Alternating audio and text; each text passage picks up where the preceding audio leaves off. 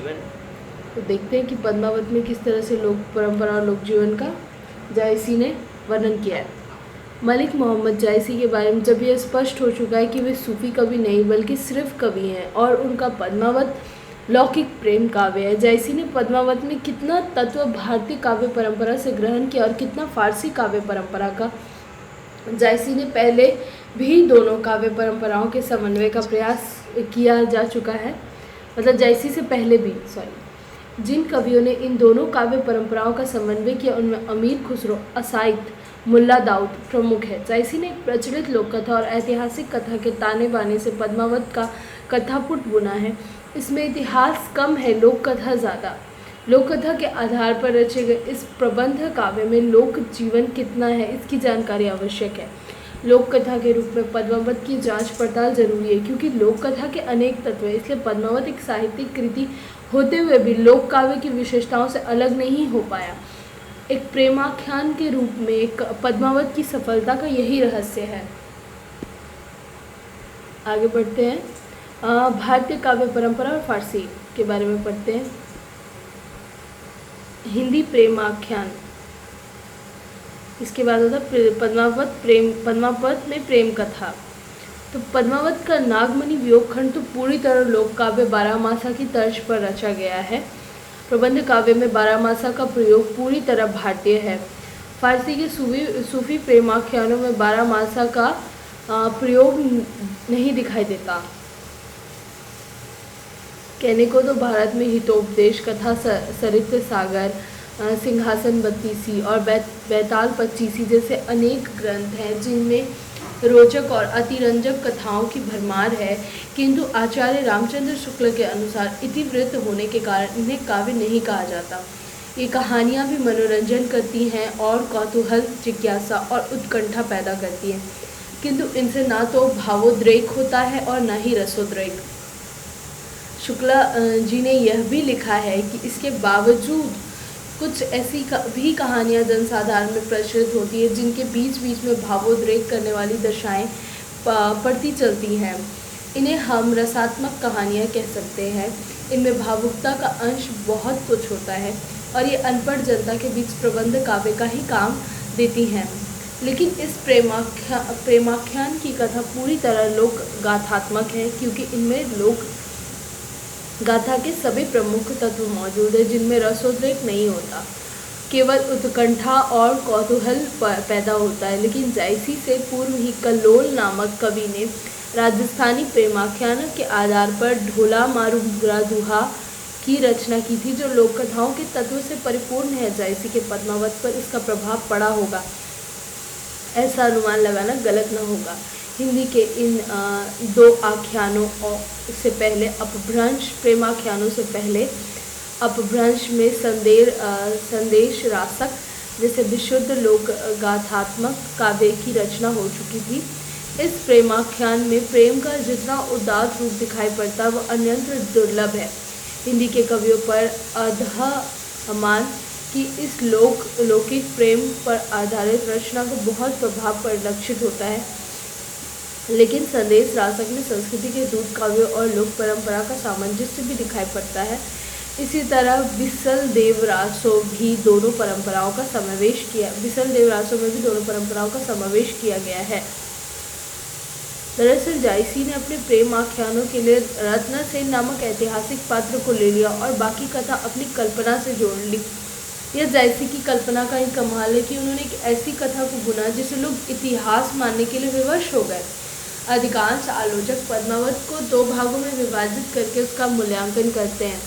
रत्नसेन की सिहलदीप की यात्रा से लेकर पद्मिनी के साथ पुनः चित्तौड़ लौटने तक पूर्वार्ध और राघव चेतन से निकले जाने से लेकर पद्मावती के सती होने तक उत्तरार्ध। रतनसेन का हीरामन तोते से पद्मावती के रूप सौंदर्य को सुनकर योगी के वेश में 16,000 योगियों के साथ सिहलदीप जाना, पद्मावती को प्राप्त करने के लिए अनेक प्रकार के कष्टों को सहना, वापसी में समुद्र का कोपभाजन बनकर बिछड़ना आदि कथाएं परी कथाओं जैसी हैं। पद्मावती की पूर्वार्ध कथाएं बिल्कुल लोक कथाओं जैसी है। निसंदेह यह लोक में प्रचलित रही होगी, यहाँ यह जान लेना आवश्यक है कि ऐतिहासिक घटनाएं भी लोक रुचि में रंगकर लोक गाथात्मक हो जाती है। उनमें चमत्कार और अति मानवीय घटनाएं जुड़ जाती हैं। स्वयं कबीर इसके शिकार हो चुके हैं। लोक में कबीर और गोरखनाथ को लेकर ऐसी न जाने कितनी किंवदंतियाँ प्रचलित हैं जो बिल्कुल झूठी हैं। जायसी ने लोक रुचि को पर्याप्त सम्मान दिया है और लोक प्रचलित कथा को रत्नसेन की ऐतिहासिक कथा में इस तरह मिला दिया है कि उस कथा में लोक कथा से गायब हो गई है और वह एक कल्पित इतिहास बन गई है, जिसे बाद में आलोचकों ने वास्तविक इतिहास मानने की भूल कर डाली। वस्तुतः यह मान लेना कठिन होगा कि पद्मावत लोक कथा के आधार पर रचा गया है। जायसी का लौकिक काव्य है जिसमें मनुष्य प्रेम, उत्साह, घृणा और संभावनाओं के साथ संघर्ष करता है, हारता है, जीतता है। किसी की कोई यहाँ मोती मिलता है तो किसी को घोंगा या और सेवरा, जिसे अपनी अभिलाषित वस्तु नहीं मिलती, वह एक मुट्ठी धूल उठाकर यह कहने पर मजबूर हो जाता है कि यह दुनिया झूठी है। छार उठाए लिनी एक मुट्ठी दिनी उड़ाए पृथ्वी झूठी। हिंदी के सूफी काव्यों में अनेक कथानक रूढ़ियों और प्रतीकों का प्रयोग हुआ। ये कथानक रूढ़ियाँ प्राय एक जैसी हैं। प्रतीकों की योजना सिर्फ मत प्रतिपादन के लिए की गई है। पद्मावत में इस तरह का कोई प्रतीक नहीं है जो तसव्वुफ का प्रतिपादन कर सके। हाँ, पद्मावत में कथानक रूढ़ियाँ जरूर हैं। मानवेतर प्राणी के रूप में हीरामन का आदमी की तरह बातें करना, महेश पार्वती का रत्नसेन की परीक्षा लेना, फिर उसे सिद्ध गुटका और रत्नसेन को सूली देने के समय महेश पार्वती का नट नटिनी का रूप धारण कर वहाँ पहुँचना, जोगियों का सिंहल द्वीप के सैनिकों से युद्ध, हनुमान द्वारा जोगियों की सहायता, शिव का युद्ध में जाना, रत्नसेन का पद्मती से तथा 16,000 योगियों का पद्मिनी स्त्रियों से विवाह, समुद्र का नायक के रूप में रत्नसेन से भिक्षा मांगना, रत्नसेन द्वारा तिरस्कृत समुद्र का भीषण तूफान ला देना, रत्नसेन पद्मावती का अलग अलग दिशाओं में बह जाना, समुद्र की कन्या लक्ष्मी द्वारा दोनों को मिलाने का वचन देना और उनके पुनर्मिलन के बाद समुद्र द्वारा रत्नसेन को 5 अनमोल पदार्थ देना आदि घटनाएं लोक कथाओं जैसी जिज्ञासा और कौतूहल उत्पन्न करने वाली अति रंजनापूर्ण और अविश्वसनीय है। इसमें प्रेम कथाओं के वे सभी तत्व मौजूद हैं जो प्रेम कथा के लिए अनिवार्य होते हैं। इस तरह पद्मावत का पूर्व भाग पूरी तरह लोक कथात्मक है किंतु पद्मावत लोक गाथा नहीं है, एक काव्य है जिसमें कवि की एक विशेष जीवन दृष्टि है। यही जीवन दृष्टि से लोक गाथा होने से बचाती है। पद्मावत के लोक गाथात्मक रूप को समझने के लिए उसके कुछ महत्वपूर्ण अंशों को देखना जरूरी है। सबसे पहले नागमती वियोग वर्णन को लिया जा सकता है। नागमती वियोग वर्णन 12 मासों की तर्ज पर लिखा गया है। इससे पहले ही कहा जा चुका है कि यहाँ यह बता देना आवश्यक प्रतीत होता है कि लोक काव्य विधा 12 मास का साहित्य में सर्वप्रथम प्रयोग अपभ्रंश काव्य नेमिनाथ चौपाई में किया गया है। इसके बाद बिसल देवरासों में 12 मास का प्रयोग किया गया है। जायसी प्रेम के कवि है। उन्होंने इस प्रेम की विशद व्यंजना पद्मावत में की है। पद्मावत का यह प्रेम त्रियायमी है। एक तरफ नागमती है और दूसरी तरफ पद्मावती। इन दोनों के केंद्र में रत्नसेन है। लेकिन नागमती का चरित्र एक साधारण औरत और पत्नी का चरित्र है और पद्मावती का चरित्र एक प्रेमिका होकर और अपने प्रेमी से वियुक्त होकर भी पद्मावती वह तड़प नहीं है जो एक साधारण औरत के रूप में नागमती में विद्यमान है। नागमती का यह चरित्र लोक गाथाओं की गृहस्थ स्त्रियों जैसा है जो संभवतः इसीलिए जायसी का कवि नागमती की भावदशा में ज़्यादा रमा है और इसीलिए जायसी नागमती के वियोग वर्णन को विशेष रूप से चित्रित करने में सफल हुए हैं। विरह दशा में प्रेम अपनी संपूर्णता में परिलक्षित होता है और प्रेम है तो वियोग भी होगा। प्रेम में वियोग और रस दोनों हैं, जैसे मोम के छत्ते में शहद और बर्रे दोनों रहते हैं।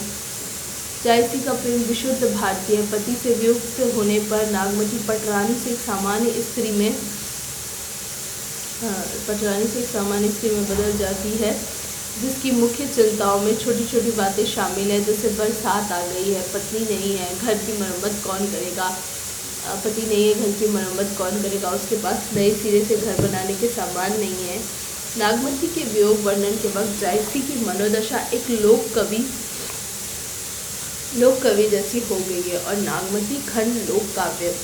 नागमती विरह की आग में तपकर अपने सारे गौरव गर्व को भूल जाती और अपनी सौत के पास पक्षी से भिजवाए संदेश में कहती है कि यद्यपि मैं रत्न सेन की ब्याता हूँ, किंतु मुझे भोग से कोई वास्ता नहीं है, मैं तो उन्हें अपनी आंखों से देखना चाहती हूँ। नागमती की यह सहृदयता और त्याग की पूरी अवधारणा लोक साहित्य की है। जायसी ने इसे लोक परंपरा को ही ग्रहण किया है। वास्तव में नागमती वियोग खंड की पूरी संरचना लोक कथा से प्रेरित है। पद्मावत के नागमती वियोग खंड के अलावा जहाँ जहाँ लोक कथात्मक आधार ग्रहण किया गया, उनमें पद्मावती सुआ भेंट खंड भी है। एक लंबे समय के बाद हीरामन पद्मावती से मिलता है। पद्मावती उसे गले लगा लेती है, किंतु उसकी आंखों से आंसू गिरने लगते हैं। एक राजकुमारी का एक तोते से इतना प्रेम और उससे मिलने की इतनी खुशी बिल्कुल लोक कथाओं और दंत कथाओं जैसी है। इस तरह जायसी ने मानव प्रेम का विस्तार किया है। इसी तरह पद्मावत का विश्वनाथ पूजा के लिए ब्राह्मण अगरवार, बैस, चंदेल, चौहान, सोनार, कलावार, बनियाइन कथा, कैथिन, पटेन और बरेंग आदि स्त्रियों के साथ जाना भी लोक परंपरा से गृहीत है। यह प्रेम की सामाजिकता लेकिन लोक परंपरा की पूरी झलक वहाँ दिखाई पड़ती है, जहाँ पद्मावती एक सामान्य स्त्री की तरह अपनी पीड़ा व्यक्त करते हुए कहती है, और सहेली सब ब्याही मोह कह देव कथौबर नाही। पद्मावती यहाँ एक राजकुमारी नहीं बल्कि एक सामान्य घर की लड़की हो गई है, जो यह मन्नत मांगती है कि अगर मेरे योग वर से मेरी शादी हो जाएगी तो मैं आपकी पूजा करूँगी। पद्मावती का एक राजकुमारी की अपेक्षा एक सामान्य स्त्री के रूप में यहाँ जितना स्वाभाविक चित्रण हुआ है वह अत्यंत दुर्लभ है। तात्पर्य यह है कि पद्मावत की पूरी संरचना लोक गाथात्मक है,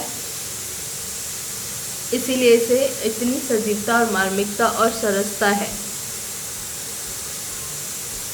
इसके बाद पढ़ते पद्मावत में लोक तत्व। पद्मावत की कथा राजन्य वर्ग की कथा है। प्रेम कहानी का नायक रत्न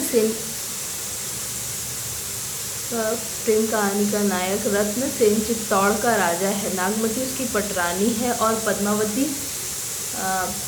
पद्मावती प्रेमिका गंधर्व सेन सिंहल द्वीप का राजा पद्मावती का पिता है और अलाउद्दीन दिल्ली का बादशाह। जाहिर है कि जब कथा राजन्य वर्ग की है तो परिवेश भी वहीं का होगा, किंतु पद्मावत में ऐसा नहीं है। उन्होंने लोक जीवन की सुंदर छवियां प्रस्तुत की हैं। दूसरे शब्दों में कहा जाए तो जायसी ने विशिष्ट को ही सामान्य बनाने की कोशिश की है। उन्होंने रत्न सेन को राजा से जोगी बना दिया और लिखा, करप पीड़ित कठिन है राजा, अर्थात प्रेम मार्ग अत्यंत कठिन है। कबीर के शब्दों में प्रेम के लिए सर्वप्रथम अहम का त्याग करना पड़ता है और गणानंद के अनुसार प्रेम मार्ग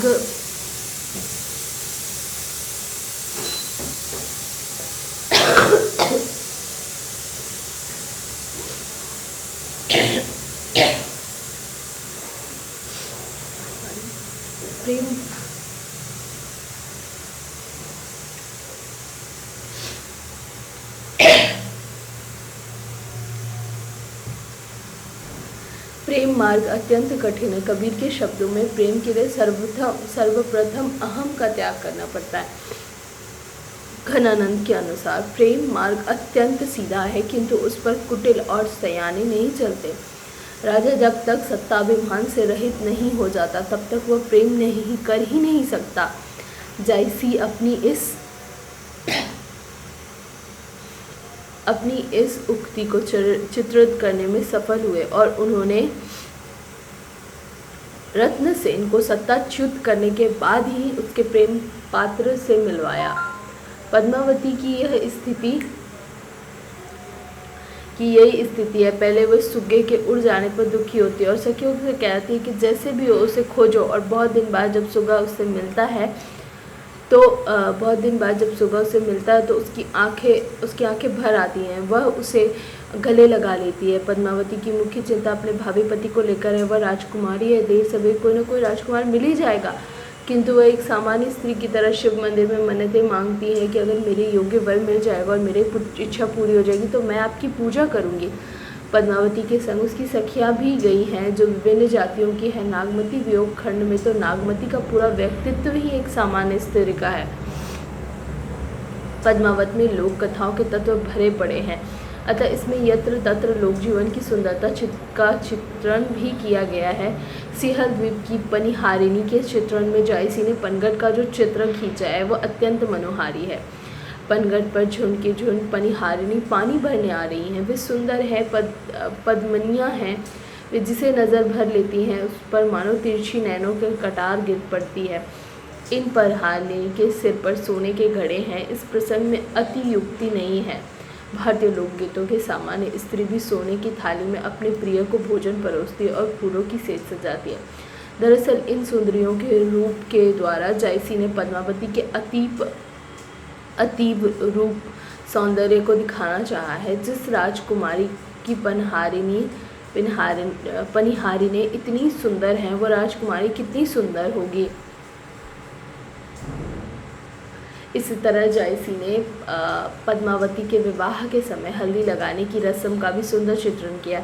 हल्दी तो सामान्य लोग लगाते, राजकुमारियों का तो कुमकुम चंदन आदि के लेप लगाए जाते और इसके बाद विवाह का जो दृश्य है वो पूरी तरह से भारतीय स्त्रियों की पूरी तस्वीर प्रस्तुत कर देता। बारात आ रही, वे अपनी अटारियों पर चढ़कर बारात और दूल्हे को देखती है। पद्मावती भी जोगी को दूल्हे के वेश में देखने के लिए सखियों संग कोठे पर चढ़ जाती है और पूछती है कि इस बारात में वह जोगी कहाँ है। उसके बाद पद्मावती के इस प्रश्न का उत्तर एक सखी चतुराई के साथ देती है। जस रवि देखो उठै पर भाता, उठा छत्र दस बीज बराता, ओही मांझ भा दूल्हा सोई, और बारात संग सब कोई। अर्थात उस बारात के बीच पहले सूर्य की तरह चमकदार धूप को देखो, फिर उसके बीच दूल्हे को देखो। पद्मावत का मान सरोदक खंड पूरी तरह लोक तत्वों से भरा हुआ है। भारतीय लोकमानस का यह परिचित दृश्य है। सामान्य घरों की स्त्रियों को ससुराल में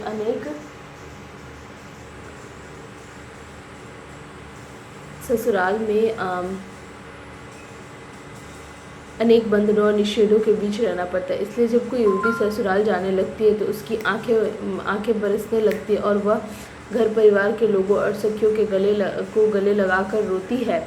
मायके की इसी प्रेम का स्वाभाविक चित्रण पद्मावती की इस मनोदशा में देखा जा सकता है। गहबर नैन आय भरी आंसू, छांडव यह सिंगल कैलासु, छाड़िए नहर चलिए बिछोई, एही रे दिवस कह हव तब दोई। जायसी ने बनिजारा खंड में सिंहल द्वीप के हाट का जो चित्रण किया वह अत्यंत स्वाभाविक है। यह पूरी तरह से लोक जीवन से संपृक्त है। पहले कहा जा चुका है कि जायसी ने पद्मावत में जहाँ भी अवसर मिला वहाँ लोक जीवन का सजीव चित्रण किया है और जहाँ इसका अवसर नहीं मिला वहाँ भी लोक तत्वों का प्रयोग किया है। यह पूरी कथा राजन्य वर्ग और सामान्य वर्ग के द्वंद्व के आधार पर आगे बढ़ती है और अंततः सामान्य की ही जीत होती है। चाहे राजा रत्नसेन हो, चाहे रूप गर्वित नागमती, दोनों को सामान्य होना पड़ता है। तात्पर्य यह है कि पद्मावत में लोक जीवन का प्रत्यक्ष चित्रण कम हुआ है, किंतु जितना भी वैभव विशद और स्वाभाविक है, यह स्वाभाविकता ही पद्मावत को लोक से संपृक्त करती है। पद्मावत की कथा का आधार लोक प्रचलित कथा और ऐतिहासिक कथा है, इसलिए पद्मावत में सहज रूप से लोक जीवन, लोक विश्वास आदि आ गए हैं। पद्मावत की रचना प्रक्रिया को देखते हुए यह नहीं कहा जा सकता है कि लोक जीवन से संबंधित ये प्रसंग ऊपर से थोपे गए हैं या बीच बीच में जोड़े गए हैं। निस्संदेह इससे यह साबित होता है कि जायसी की लोक जीवन में गहरी पैठ थी। दरअसल जायसी का उद्देश्य एक ऐसे प्रेम की कथा लिखना है जिससे उच्चतम मानवीय मूल्यों की प्रतिष्ठा हो सके।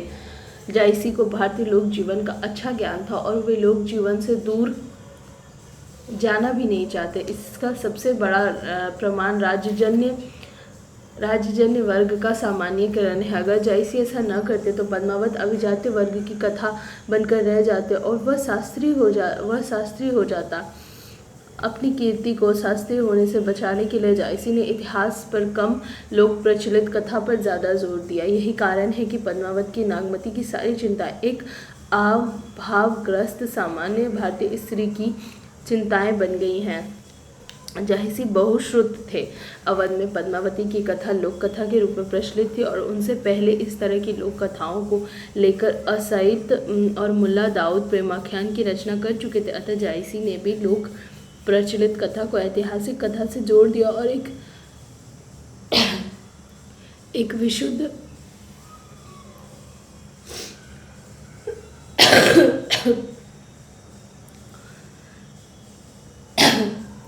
विशुद्ध प्रेम कथा को प्रेम और युद्ध की कथा बना दिया, जो एक सफल त्रासदी बन गई। इस तरह जायसी ने एक प्रचलित लोक कथा का परिष्कार तो किया, किंतु इसे शास्त्रीय होने से बचा लिया। डॉक्टर श्रीनिवास बत्रा ने ठीक ही लिखा है कि जायसी भारत की ग्रामीण जनता के कवि हैं। भारत की ग्रामीण जनता के कवि इसलिए उन्होंने अवधि के ठेठ रूप को अपनाया है। भारतीय समाज में लड़की को पराया धन समझा जाता है। मायके में उसे जितनी स्वच्छंदता मिलती है उतनी ससुराल में नहीं। लड़कियां जानती है कि आज नहीं तो कल ही वे ब्याह दी जाएंगी और ससुराल जाते उनकी सारी स्वतंत्रता छिन जाएगी। सास ननदें ताने मारेंगी। ससुराल से मायके आना भी ससुराल वालों की मर्जी पर निर्भर करता है। इस लोकमत और कटु यथार्थ को जायसी ने कितने सुंदर ढंग से चित्रित किया है। ए रानी मन देखू बिचारी, यही नहर रहना दिनचारी, जो लगी अहे सीता कर राजू, खेली लेहू जो खेलहू आजू, पुनि सासुर हम गवनव काली, कित हम कित यह सरवर पाली, कित आवन पुनि अपने हाथा, कित मिलकै खेलब एक साथा।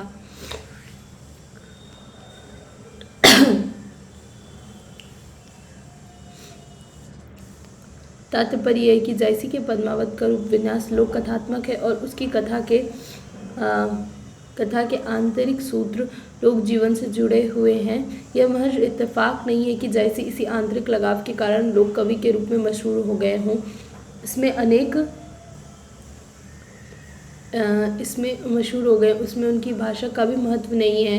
जायसी के पूर्व के या उनके समकालीन सूफी कवियों की स्थिर और खिचड़ी भाषा को यह देखकर सहज अनुमान लगाया जा सकता है कि जायसी की कविता का प्राण आंतरिक रूप से लोक संगीत है तो बाह्य रूप से ठेठ अवधि की मिठास।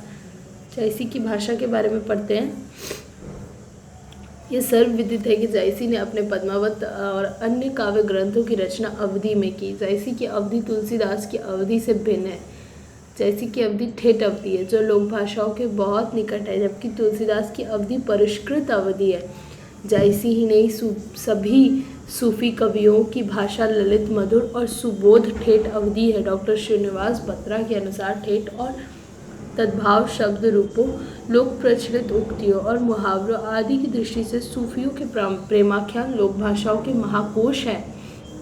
हिंदी के प्रेमाख्यानों में केवल अवधि का प्रयोग नहीं हुआ है। केवल उत्तरी भारत के हिंदी प्रेमाख्यानों में अवधि भाषा का प्रयोग हुआ है। दक्षिण के प्रेमाख्यानों की भाषा दक्षिणी है और इन पर अरबी फारसी का गहरा प्रभाव है। दरअसल भारत के सूफी कवियों ने प्रायः उसी भाषा को अपनी काव्य भाषा बनाया जहाँ वे रहते थे। हिंदी के अधिकांश कवियों का संबंध चूँकि उत्तर भारत के अवधि भाषी क्षेत्र से था, इसीलिए उन्होंने अवधि में ही अपनी काव्यों की रचना की।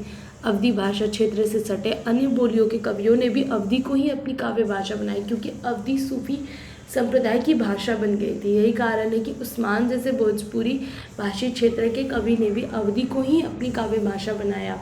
जायसी ही नहीं, प्राय सभी सूफी कवियों को लोक से गहरा संबंध है, इसीलिए उनकी भाषा भी लोक जीवन की भाषा है। जायसी की काव्य भाषा ठेठ अवधि अर्थात जनसामान्य द्वारा बोली जाने वाली अवधि है, किंतु वह अवधि के व्याकरण के अनुकूल है। जायसी ने अवधि में कारक चिन्हों का सफल प्रयोग किया है, लेकिन ठेठ अवधि को काव्य भाषा बनाने और उसके व्याकरणिक नियमों का पालन करने के बावजूद जायसी की भाषा कहीं कहीं कुछ दोष आ गए हैं। इसके बाद पढ़ेंगे भक्ति आंदोलन के संदर्भ में सुर काव्य का महत्व।